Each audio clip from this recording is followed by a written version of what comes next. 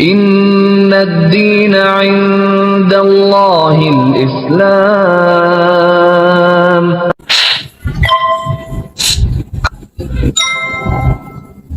Ada satu hari ini, ada activity gereja waktu petang, waktu kami duduk di rumput di kampung saya. Gereja SD ini berdekatan dengan gereja Katolik. Saya dari jauh tengoklah gereja Katolik nih, ada salib, ada patung si perhati gitu badan dia. Terus kami balik, kami lalu gereja Katolik nih, menara salib tuh dekat. Saya di sini, menara tuh di sini saja. Saya pun boleh tengok lah gitu sambil jalan, dan saya nampak atasnya tuh ada nama Indri. Sampai di rumah saya tanya dekat bapak saya lah, "Pak, siapa yang kena salib tuh?" Saya nampak menara di depan gereja Katolik. Bapak saya pun jawablah, "Assalamualaikum warahmatullahi wabarakatuh. Bismillahirrahmanirrahim. Allahumma sholli ala sayyidina Muhammad." Hai kawan-kawan, perkenalkan saya Afrisya Jasini, seorang mu'alaf sejak tahun 2019, tarik 29 September. Saya resmi bersyahadat di Pejabat Jains bulan 12 2019. Saya dari Kampung Piasau, Kota Belut, Sabah, dan saya membuat keputusan untuk tukar nama saya dengan nama Islam Nur Nuwairah Jasini Abdullah. Saya tuh masuk Islam sebab pengalaman, sebab perjalanan hidup, dan ada alasan tertentu berdasarkan pelajaran saya, proses mencari kebenaran, Alkitab, ceramah ustadz, bahkan dari khotbah para pendeta, pengalaman atau kisah mu'alaf. Dan saya tuh terbuka pikiran, paling utama tuh dari semua yang saya sebut tadi bermula daripada petunjuk yang Allah bagi, sebab saya memiliki seorang ayah atau bapak yang mendidik saya tentang agama Islam. Kalau tengok dari latar belakang keluarga nih, sejak kecil tuh saya sama adik-beradik, termasuk mama saya, kecuali bapak saya, kami memang aktif pergi gereja. Tahun itu saya berumur 6 atau 7 tahun pada 2008 atau 9. Satu hari ini keluarga kami tuh ada masalah yang membabitkan marwah, dan orang-orang kampung, saudara mara maupun keluarga terdekat tuh memandang hina, mengumpat. Kalau cerita soal masalah nih, semua orang pun tidak mau itu berlaku, tapi kun fayakun. Kalau Allah bilang jadi, maka jadilah. Kita sebagai manusia biasa tidak boleh menghentikan apa yang Allah sudah tentukan. Jadi waktu itu tahun 2010, sejak ada masalah keluarga tuh di gereja, makcik-makcik saya tuh selalu tanya depan ramai orang dengan mama saya tentang masalah tuh kenapa boleh berlaku, yang sehingga buat mama saya ini malu. Di rumah ibadah tuh dia orang cerita soal keburukan orang. Boleh dibilang orang-orang di sana tuh dalam gereja mengumpat. Jadi mama saya tuh rasa gereja tuh bukanlah tempat yang menyenangkan. Bahkan sampai mama saya tidak pergi gereja, anti-anti saya, makcik saya tanya, "Mana mama kau?" Saya pun jawab, "Di rumah." Bila saya sampaikan dekat mama saya apa anti saya punya pesan tuh, "Pergi gereja, marilah pergi gereja. Kenapa tidak pergi gereja sudah?" Mama pun jawab, "Kamu pergi aja gereja. Kalau saya mau pergi gereja, saya pergi sendiri tanpa disuruh." Gitu. Manakala adik beradik saya abang saya, kakak saya yang sudah habis belajar nih, dia orang bekerja dan dia orang tidak tinggal di kampung, dan saya pun tidak tahu dia orang pergi gereja atau tidak di sana. Yang saya tahu di rumah saya tuh tinggal bapak mama, saya sendiri dan adik saya. Saya anak ke-6 dari 7 adik beradik. Jadi soal agama tuh macam pergi gereja terpulang, tidak ada sejarah yang mana orang tua tuh memaksa untuk pergi ke gereja. Dia orang tidak akan marah lah. Jadi semakin membesar, semakin luas pergaulan, saya pun ada kehidupan dan dunia sendiri. Abang-abang saya macam tuh, kakak saya entahlah.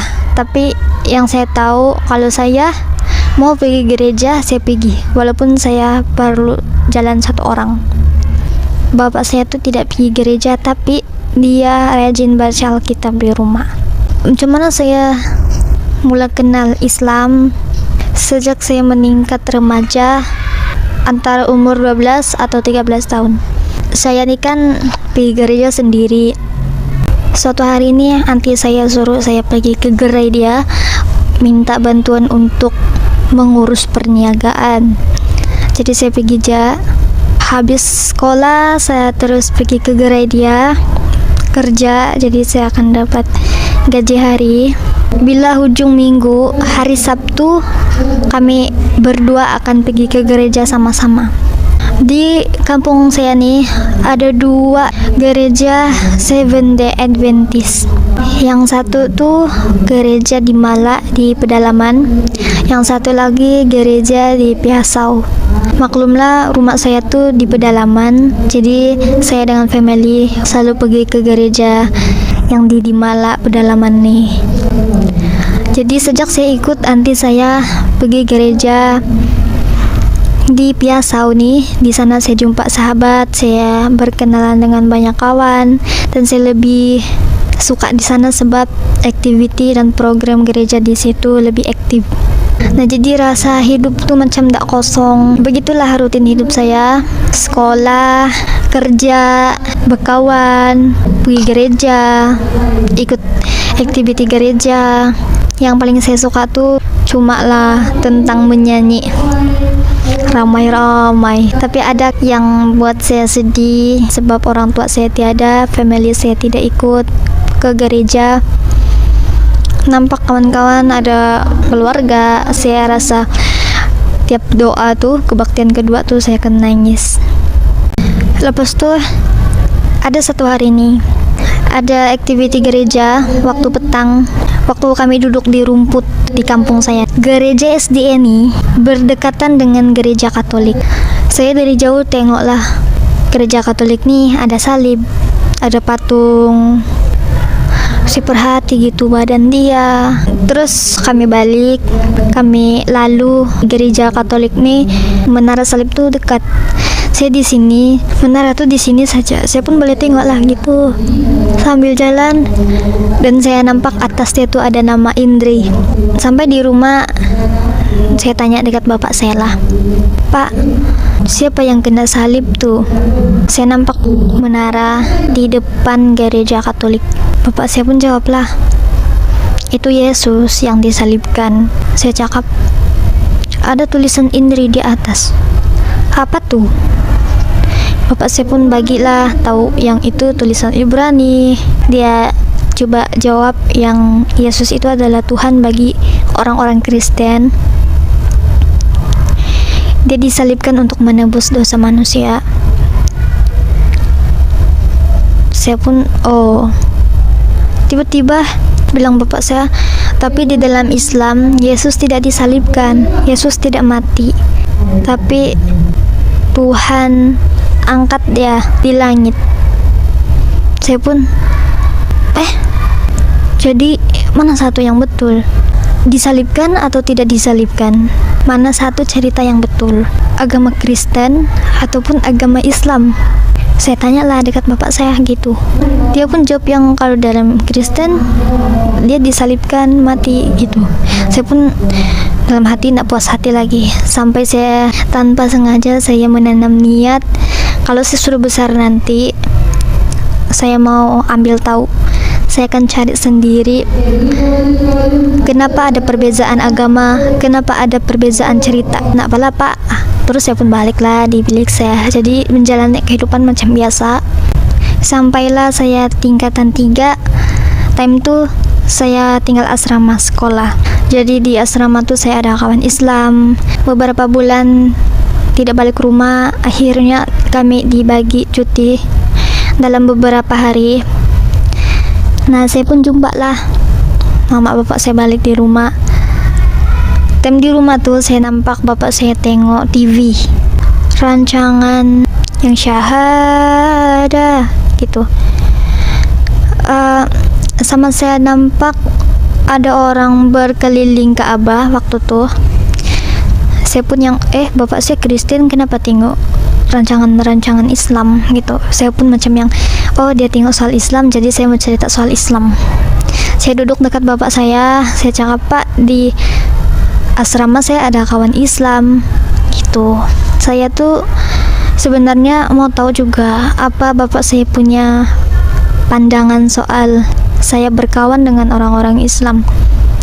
Sebab saya nampak kawan-kawan saya yang lain, ibu bapak dia tuh tidak menggalakkan sebab takut nanti terpengaruh ajaran-ajaran Islam. Jadi saya pun tak sangka yang bapak saya cakap, oh baguslah tuh, belajarlah kau Islam dengan kawan-kawan kau Islam. 18 tahun kebeli daftar sudah. Saya ini pun yang gitu. Sampai di balik asrama lagi, kan sekolah, tinggal asrama. Tiba-tiba saya terbawa balik pesanan bapak saya tuh yang belajar Islam. Time di dalam dom tuh saya berpikir sudah lama apa saya pikir sampai timbul 3 pertanyaan. Yang pertama tuh macam mana mau masuk Islam. Yang kedua tuh dengan siapa saya di dalam Islam. Yang ketiga macam mana keadaan saya di dalam agama Islam. 3 pertanyaan tuh saya pendam sendiri. Pagi-pagi dia tuh ada peluang bercakap sama kawan-kawan. Saya mengadulah, saya cakap bapak saya suruh saya belajar Islam. Adalah kawan saya yang Islam cakap masuklah Islam saya tanya macam mana cerita penciptaan Adam di dalam Al-Quran. Dia pun bagi tahu yang Adam itu diciptakan di surga. Saya pun bingung lagi, di dalam Alkitab Adam tuh diciptakan di dunia. Saya rasa macam mana satu yang betul nih, sebab sama nama di Kristen Adam, nama di Islam Adam juga. Jadi itu orang yang sama, tapi perjalanan hidup orang tuh yang sebenar tuh di mana.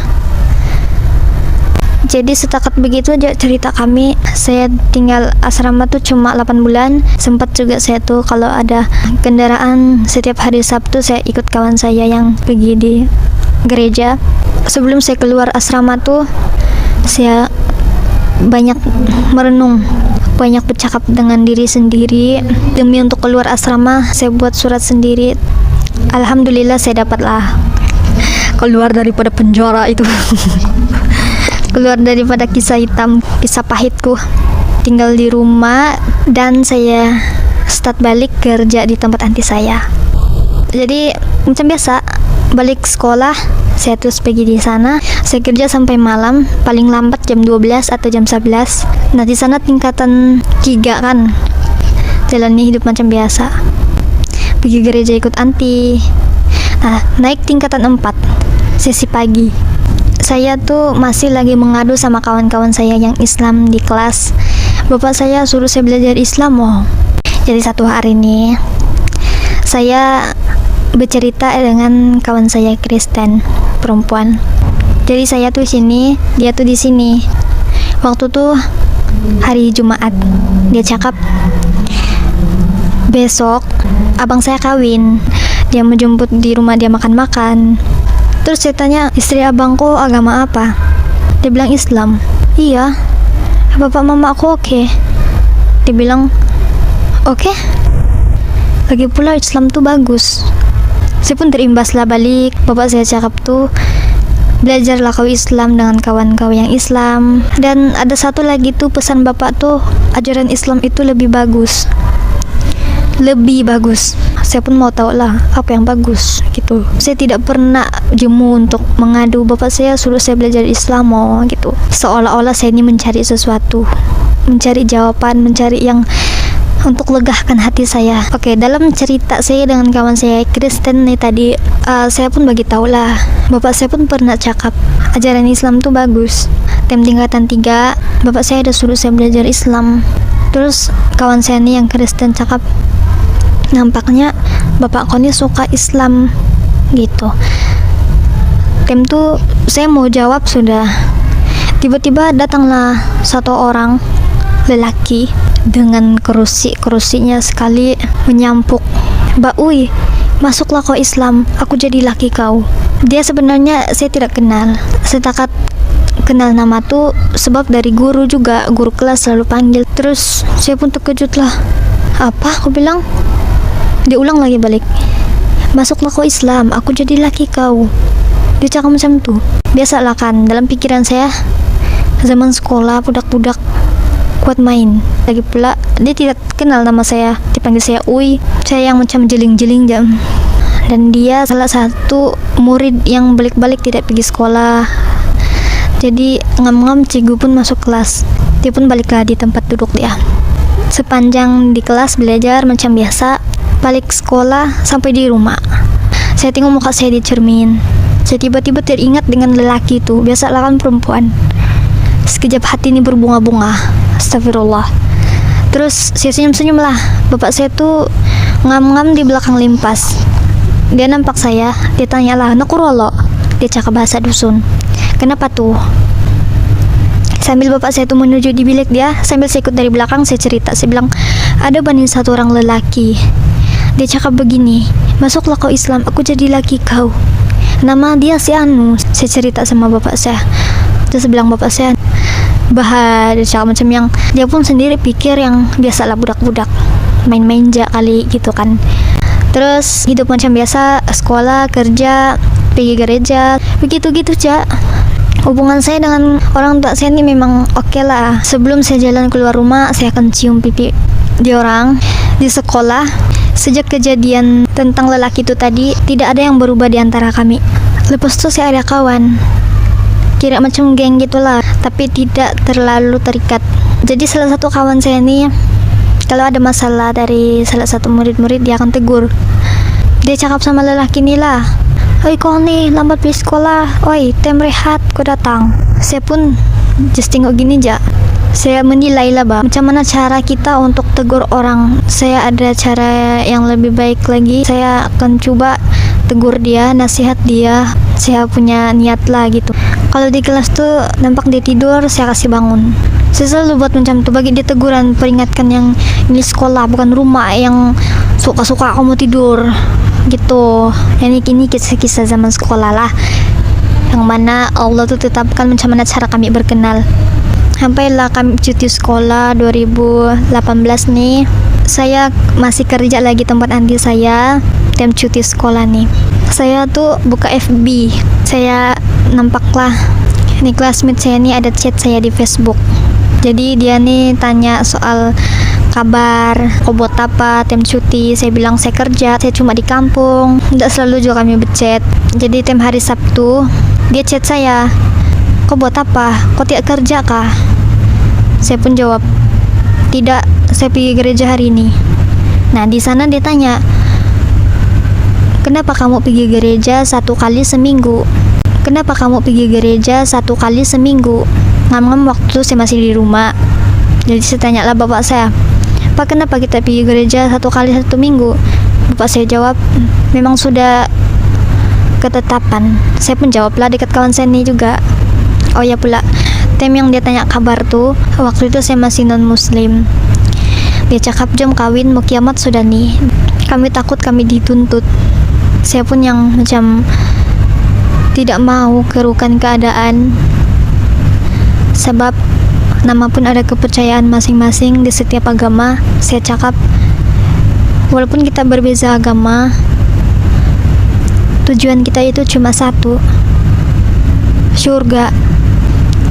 Terus dia bilang, tidak tahu lah macam mana nasib orang-orang kafir time kiamat, tapi kau tidak akan faham nih, sebab agama kita berbeza. Saya pun cakap, kasih faham lah. Dia cakap, kalau mau surga, carilah kebenaran sebelum terlambat. Saya pun bagi emoji senyum saja. Kami cerita pada hari itu, besok-besok dia lagi kami chat, dia tanya, kamu ikut Alkitab kah atau pendeta? Saya pun jawab, kami ikut Alkitab, dan apa yang pendeta cakap berdasarkan dari Alkitab. Terus dia bilang, ya kah, kau pernah baca Alkitab sampai habis? Iyalah, saya belum lagi habis baca Alkitab, tapi saya tahu yang pastor-pastor nih akan bagi tahu apa isi Alkitab. Dia cakap beginilah, coba kau tengok video Dr. Zakir Naik. Saya pun mula kenal channel Dr. Zakir Naik di YouTube. Saya tengok ceramah tuh mula-mula nggak paham. Saya tengok lagi balik, saya ulang-ulang sampai yang saya ini tertarik nih ketagihan. Saya carilah pembahasan Dr. Zakir Naik soal penyaliban Yesus, soal Yesus itu bukan Tuhan. Saya mula semua dari ceramah Dr. Zakir Naik. Dan selepas itu saya jumpa video-video perbandingan agama dari Ahmad Dedat, dari Yusuf Estes yang berkongsi soal ayat-ayat yang diubah dalam Alkitab. Yusuf Estes nih seorang mualaf, jadi saya pun macam, oh, kemudahan untuk saya mencari kebenaran. Sambil saya tengok gitu, saya kongsi sama bapak saya dan pertanyaan saya. Jadi naiklah tingkatan 5. Tingkatan 5 nih kami sekolah balik, dan saya jumpa lagi lah dengan kawan saya yang lelaki nih. Kita gelar JJ aja lah. Jadi saya jumpa si JJ di kelas, dan mudahlah kami untuk berkongsi cerita. Saya pun bagi tahu dia apa yang saya paham soal video Dr. Zakir Naik yang dia suruh tengok tim cuti itu. Jadi saya pun hari-hari jumpa dia di sekolah sebab kami satu kelas. Lama-lama tuh dia pun mulalah kongsi soal Nabi Muhammad SAW. Yesus cuma lah Nabi, sama Alkitab ini diubah. Dia beritahu begitu. Saya indah lah, terus percaya bulat-bulat apa yang dia cakap. Balik rumah, saya tanya bapak saya apa yang JJ cakap, betul kah tidak. Bapak saya pun rupanya sudah tahu. Iya, dia bilang memang ajaran Islam macam tuh, dia cakap. Terus saya cakap, betul kah yang Yesus itu bukan nabi terakhir? Bapak saya bilang iya. Tentu juga bapak saya tunjuk satu buku nih yang tajuk dia Bible, Quran, dan Science Modern, yang mana di sana ada bab-bab dia. Bapak saya tunjuk yang bab percakapan Yesus yang terakhir sebelum dia ditangkap oleh tentara-tentara Romawi untuk disalibkan. Jadi Yesus tuh ada cakap dengan murid-murid dia. Dia cakap, jika kamu cinta padaku, kamu ikutilah perintah-perintahku. Aku akan memohon kepada Bapa, dia akan memberi kamu paraklet lain. Maksudnya di situ ada nabi lain yang akan datang selepas Yesus tidak ada di dunia. Nah, jadi di situ saya yakin yang soal Roh Kudus yang bersifatkan Nabi Muhammad SAW, sebab Roh itu Yesus sendiri cakap dia mendengar dan boleh bercakap. Saya pun mula mencari tahu lagi, gali-gali lagi. Start saya tidak pergi gereja sudah tuh hari Sabtu tuh, dan saya tidak pergi kerja di tempat anti saya tidak ikut dia pergi gereja. Dia cari saya, dia pun bagi SMS lah macam begini begitu. Dia pun tahu yang saya ni berkawan dengan seorang lelaki yang ni macam dia bimbing saya untuk belajar Islam, yang mana dulu saya selalu mengadu sama kawan-kawan saya yang Islam, dan akhirnya saya pun jumpa lelaki ni, dan dia pula yang ajar saya tanpa saya minta. Dan saya pun cobalah bagi tahu yang ya dulu sebenarnya bapak saya suruh saya belajar begini, dan saya mau tahu apa yang bagus dalam agama Islam. Jadi dia pun cobalah ajar di sekolah. Jadi saya tertarik untuk mau tahu soal ajaran Islam dan Kristen, yang mana orang-orang Islam lebih mengamalkan ajaran-ajaran Kristen. Kalau kamu mau tahu apa itu, ada saya cerita di channel saya, di YouTube saya, kisah mualaf saya, alasan saya masuk Islam. Ada di sana, saya ada tunjuk ayat-ayat Alkitab di sana. Jadi saya tuh sudah belajar soal ajaran Islam nih kan, jadi termasuk soal pakaian. Di sekolah nih, entah kenapa saya tidak sabar-sabar balik rumah. Sebab apa? Saya mau pakai tudung, saya mau tengok muka saya macam mana kalau saya sudah jadi Islam. Sampai di rumah saya betul-betul pakai kain sarung saya, tuala mandi saya tuh saya kasih jadi tudung. Terus saya selfie, saya letak di gambar profil Facebook saya. Jadi banyaklah kawan-kawan saya yang tahu, anti saya, saudara saya, sampai dorang pun chat saya di Facebook, di dalam WhatsApp. Dorang bagi tahu yang Yesus itu Tuhan, Yesus itu begini, supaya saya ini tidak masuk Islam. Apa yang dorang sentuh buat saya dapat ilmu baru gitu. Ilmu baru tuh saya rujuk balik, itu yang membuatkan saya lebih menuju pada Islam. Ya, dalam masa yang sama di gereja ada program perkemahan. Dari segi pakaian di sana tuh saya kurang suka sudah. Lagi-lagi ada sahabat saya yang di gereja tuh, dia cakap soal tubuh saya, fisik saya yang saya nih kurus, saya punya buntut tuh kecil. Dia ketawa saya di depan ramai. Saya tidak tahu kenapa tuh saya pun mula sudah yang macam terkilan, macam yang kecewa gitu, macam yang ada juga kawan-kawan saya di sekolah yang saya kan ada penyakit kulit di belakang di leher. Jadi orang tanya kenapa tuh macam kenapa aku kuntilanak gitu, kira gitu. Jadi saya pun rasa yang macam makin malu lah dengan pakaian saya yang fit, yang pendek seluar, dengan yang seksi, dan saya ini nampak diri saya ini tidak sempurna, tidak cantik. Jadi saya pun mula untuk belajar pakai baju yang besar-besar, dan dalam hati saya tuh macam, oh inilah yang saya cari selama ini. Masya Allah, nyamannya pakaian nih, selamatnya saya rasa lebih berkeyakinan, lebih yakin dengan diri sendiri gitu. Makcik saya, kalau saya dicakap dan kau berkawan sama orang Islam, nanti kau terpengaruh. Anti saya pun chat mama saya, begini gak kamu ajar anak kamu gitu, Yesus itu jalan keselamatan. Anti saya yang Kristen cakap. Tapi mama saya bilang, ndak apalah, macam mana lagi kalau itulah keputusan dia, keputusan saya. Jadi sepanjang saya mencari kebenaran tuh, sama ada saya di rumah ataupun di sekolah, ibu bapak saya tuh menyokong. Jadi diorang tidak ada istilah melarang atau bagi saya peringatan kah atau amaran kah. Jadi selama beberapa bulan tuh saya cari kebenaran tuh. Jadi masuklah di bulan 9, tuh masih sekolah lagi. Saya kan kalau balik sekolah tuh di rumah tuh kan saya pegang handphone. Telepon tuh saya pakai untuk mencari ilmu agama Islam. Saya dengar ceramah.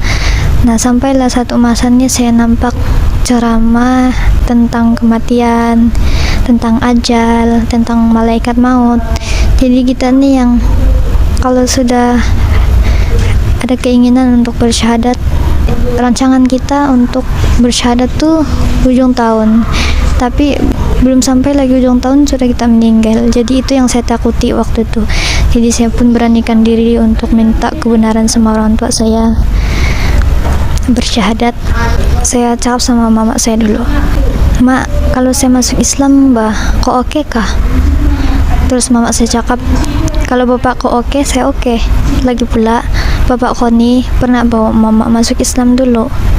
Tapi disebabkan adik-beradik mama nih aktif dengan gereja, lagi pula kami nih kawin gereja, jadi kami tidak jadi masuk Islam."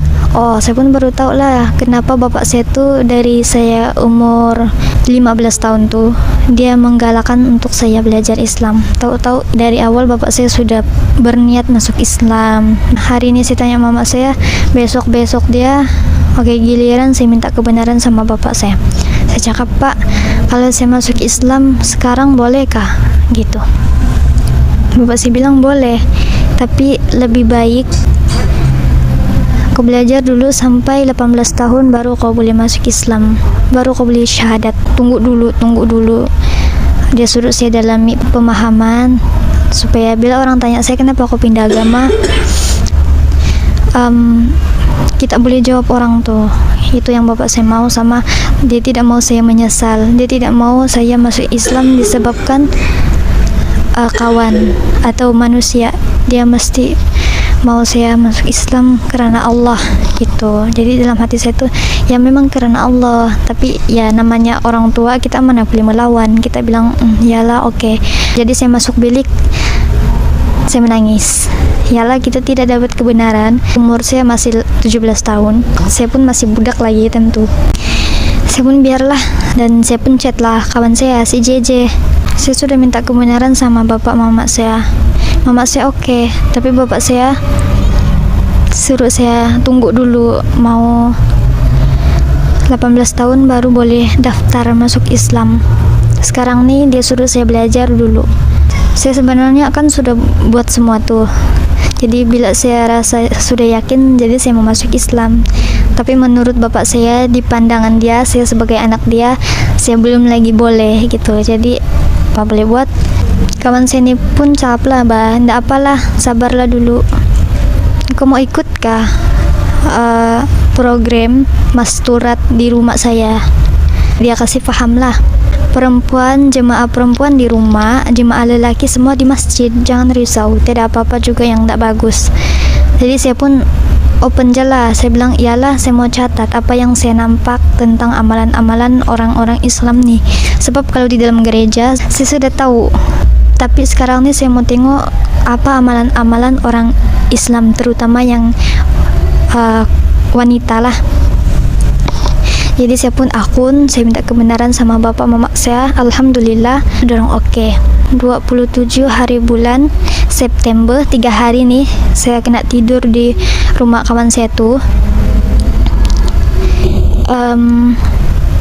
Hari pertama time jemaah datang, semua bernikob hitam aja semua, macam yang saya tidak heran lah, sebab bagi saya tuh itu program Islam, dan bagi saya itulah pakaian orang-orang Islam, wanita Islam yang sebenar gitu. Jadi sebelum saya nampak pakaian-pakaian begitu depan mata saya sudah kenal pakaian-pakaian macam tuh di YouTube, di mana-mana media sosial. Jadi enggak apalah, saya pun mau coba belajar begini gitu. Time tuh saya belum lagi ada tudung, tidak apa-apa.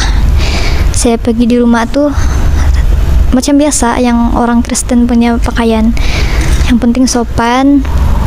Kawan saya punya kakak nih bagi saya tudung lah, pendek aja macam shawl gitu. Hari pertama saya nampak perhatikan dorang, normalnya ndak paham lah apa yang dorang buat gitu. Hari kedua oke sudah saya macam yang saya boleh dapat beberapa ilmu sudahlah, macam contohnya bangun pagi, subuh, sholat subuh, terus ada hikmat, ada baca ta'lim, ada baca Al-Quran. Yang paling saya ingat tuh 6 sifat sahabat, yang dia orang dalam bulatan tuh kan satu orang tuh kena baca 6 sifat sahabat.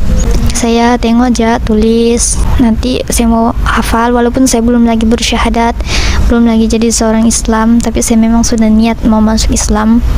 Sudah begitu hari ketiga saya sama adik-adik si JJ ini di luar. Jadi media tuh terus panggil kami lah, mari masuk dalam ikut ta'lim. Kami pun masuk menjelang zuhur tuh kalau tidak silap. Terus saya ikut dalam bulatan tuh duduk. Saya cuma dengar saja 6 sifat sahabat yang dorang sebut-sebut. Saya tengok aja gitu. Tiba-tiba kan ndak perasan tuh kan sudah di giliran saya. Semua orang tengok saya gitu. Dia orang ingatkan saya ini Islam. Jadi saya terkaku lah macam gitu. Makcik sebelah saya nih cakap mau dibimbing Umi si JJ ada di belakang saya. Dia cakap sama tuh masjid di sebelah saya. Dia bilang dia bukan Islam, sekarang dia baru mau belajar. Terus masjid sebelah ini dia pandang saya pandang dia. Terus dia bilang mau dibimbing. Saya kasih iya saja macam tuh. Memang sudah Allah takdirkan macam tuh. Saya cakap iya. Terus dia suruhlah saya angkat tangan macam nih. Saya pun angkatlah, ikut apa yang saya cakap. Dia bilang dia mulalah cakap asyhadu alla ilaha illallah. Jadi saya pun asyhadu alla ilaha illallah. Dari awal tuh saya sudah tahu yang ini kalimat orang yang mau masuk Islam, macam yang saya tengok di YouTube waktu saya mencari ilmu. Terus syahadat nih, saya cakap dalam hati, saya ikut jalan. Terus asyhadu alla ilaha illallah wa asyhadu anna muhammadar rasulullah. Sudah habis begitu, terus dia peluk saya pun yang sejuk di hati saya, macam lega. Alhamdulillah, saya cakap semudah ini masuk Islam. Dari dulu saya tanya macam mana mau masuk Islam, sekali semudah ini. Dia cakap alhamdulillah kau sudah jadi Islam. Tapi itulah waktu saya minta kebenaran sama bapak mama saya, diorang tak suruh. Tapi dengan saya menghadiri itu program masturat, saya bersyahadat dan saya masuk Islam tanpa saya sangka. Saya tidak rancang yang saya pergi di sana untuk bersyahadat, tapi Allah sudah tentukan. Perencanaan Allah itu lebih baik. Saya pun alhamdulillah gitu. Tim itu kan masih sekolah lagi, hari Isnin nanti saya kena ke sekolah. Saya pun pikir saya tidak tudung nih, macam mana nih. Umi si JJ pun cakap lah, ndak apa, belajar pelan-pelan. Jadi kau daftar nantilah 18 tahun kah, sekarang nih kau sudah Islam, kau belajar pelan-pelan. Saya pun iyalah, oke, jalani saja. Saya pun balik, kena hantar oleh JJ guna kereta. Sampai di rumah kan saya sudah pakai tudung, mama saya pun nampak lah, kau sudah pulang gitu. Saya pun ya, dia nampak saya pakai tudung. Saya terus direct lah cakap, mak saya sudah masuk Islam nih, saya sudah syahadat. Saya cakap macam tuh. Terus dia bilang iyalah, bagi dia tuh macam yang open sudahlah dia. Bapak saya pun sudah nampak, tidak juga ada orang marah-marah bah. Oke ja. Nah alhamdulillah dari sejak itu saya niat. Hari itu juga saya belajar. Hari itu juga saya terus belajar sholat. Time saya sujud tuh memang betul-betul yang first time saya sujud tuh yang macam yang lain rasa dia, sampai saya pun rasa macam lucu nih, macam yang benda baru kan. Tapi lama-lama yang makin mendalam tuh yang Allah, ya Allah. Terus banyaklah orang cakap-cakap yang saya nih masuk Islam sebab saya kena tunang orang, saya nanti akan kawin. Banyak fitnah macam begitu. Saya kan masih lagi berkontak sama kawan-kawan saya yang di gereja. Adalah 1-2 orang saya cakap, lama sudah saya tidak pergi gereja. Ada orang cerita pasal saya di sana. Terus kawan saya cakap tuh, famous sudah kau di kampung, banyak orang bawa-bawa nama aku di gereja. Masya Allah. Saya mengadulah sama bapak saya, Pak, nama saya kena bawa-bawa pergi gereja. Saya cakap. Terus dia bilang, enggak apa, biarlah orang-orang cakap kau pasal agama, jangan saja orang cakap kau pasal kau buat maksiat. Jadi saya punya oke gitu, macam yang alhamdulillah ada penyemangat, ada orang-orang yang sokong saya, bapak saya sendiri. Cuma orang yang tidak tahu yang hubungan saya dengan bapak saya ini rapat betul. Orang nampak tuh saya cuma jalan-jalan sama lelaki di luar yang kita sendiri tidak tahu. Jadi jangan kita mudah untuk buruk sangka, fitnah orang tanpa kita tahu jalan cerita yang sebenar. Macam itulah saya pun akhirnya masuk Islam. Saya nampak bapak saya oke dengan keputusan saya masuk Islam bersyahadat. Tapi untuk daftar tuh di pejabat tuh saya coba untuk, Pak, kasih kawan saya pergi bersyahadat di pejabat. Pak tengoklah dia macam tuh. Terus saya pun tanya bapak saya, Bapak bila lagi? Bapak tahu juga kan yang Yesus itu bukan Tuhan. Iya, dia bilang, tapi nantilah dia jawab. Saya pun tak paksa lah kan, mesti ada keraguan yang belum dijawab. Jadi saya, iyalah. Sedangkan Allah pun sendiri bagi hamba dia masa untuk bertaubat, untuk kembali kepada Allah, untuk kembali kepada fitrah. Ini kan kita tidak mau bagi, kita manusia biasa. Nah, jadi saya pun bagilah masa untuk bapak saya berpikirkan. Setakat itulah bulan 12 tuh JJ tolong bawa saya pergi pejabat Jains di Kota Belut Sabah untuk bersyahadat. maklum di sana pejabat tuh ada pakcik dia. Nah, jadi urusan tuh dipermudahkan lah gitu. Jadi semua tuh selesai. Nah, saya pun mula jalani hidup saya sebagai seorang muslimah dan saya menjalani macam-macam ujian. Jadi benda tuh memang Allah sudah bagi, sudah takdirkan untuk saya, jadi saya terima aja lah. Jadi untuk kawan-kawan saya khusus yang berniat untuk masuk Islam, terjumpa dengan orang-orang Islam, apapun sebab kamu, sebenarnya itu asbab Allah untuk lembutkan hati kita supaya hidayah tuh boleh masuk di hati kita. Itu paling utama yang alasan kita masuk Islam tuh, yang pertama tuh soal ketuhanan. Kalau macam saya dari Kristen pergi masuk Islam disebabkan Yesus itu bukan Tuhan. Yesus sendiri tidak mengaku yang dia nih Tuhan. Alkitab yang cakap bukan saya. Sebenarnya banyak lagi, tapi saya rasa cukup itulah yang saya kongsi.